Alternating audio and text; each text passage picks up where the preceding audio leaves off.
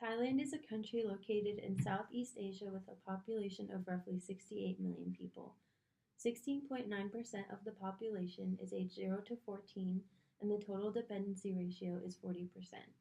The birth rate is 11 births per 1,000 people, and the death rate is 8 deaths per 1,000 people. 52% of the population is urbanized. The life expectancy is 74 years old, and Thailand's source of energy is fossil fuels, mainly crude oil.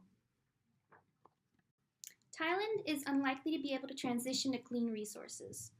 90% of electricity in Thailand comes from fossil fuels such as coal. In order for Thailand to switch to renewable, cleaner energy sources, it would cost the country far more money than it can spend. While renewable energy sources are better for the environment, Thailand, as a growing country, cannot afford the change. Out of 68 million people, roughly 700,000 are still without electricity. Because Thailand relies so heavily on fossil fuels, failing to transition to renewable energy will have many negative effects. For example, they will continue to emit carbon dioxide into the air, which contributes to global warming. Thailand is currently emitting 301 million megatons per year. Thailand will also eventually run into a supply and demand issue as their population is increasing along with the need for energy. As they continue to urbanize the country, more electricity will be needed, and the fossil fuels alone will not supply enough for everyone in the country. Not to mention the fact that the cost will rise when supply goes down. While they do use some forms of natural gas, it is not nearly as significant as the amount used for energy from fossil fuels.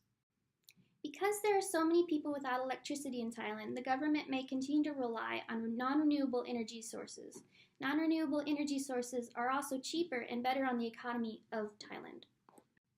There is growing popularity in Thailand revolving around renewable energy. Wind energy in particular, as wind energy is proven to be profitable in Thailand. As organizations rise, so may the usage of renewable energy in Thailand. The country I chose to research is Indonesia. It is a group of islands located off the coast of Southeast Asia. The population is roughly 263 million.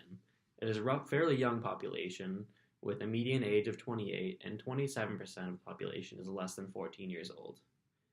A total of 88% of the power is generated from fossil fuels. It is estimated that 97% of the population in Indonesia has access to electricity.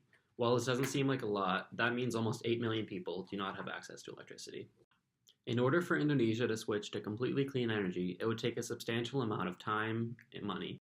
In addition to that, Indonesia is a developing country, so the transition to completely clean energy from their 47% of energy coming from coal would be a long and difficult process.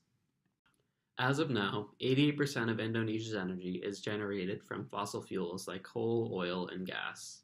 If they do not make the transition to clean energy, we know for sure that greenhouse gas emissions would rise, and as fossil fuels become less abundant, the prices of them will go up.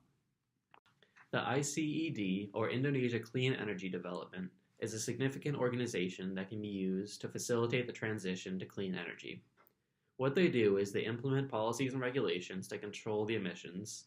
They reduced emissions by over 4 million tons, and they raised over $700 million in investments to their goal. The transition to completely clean energy is a long and difficult process.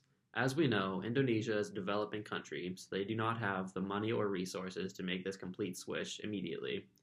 In addition to that, the fossil fuel industry already makes plenty of money off the fossil fuels that they sell, and it is easier to use what they already have versus to make a new system of energy. In conclusion, both Indonesia and Thailand are developing countries who are currently struggling to transition to clean energy.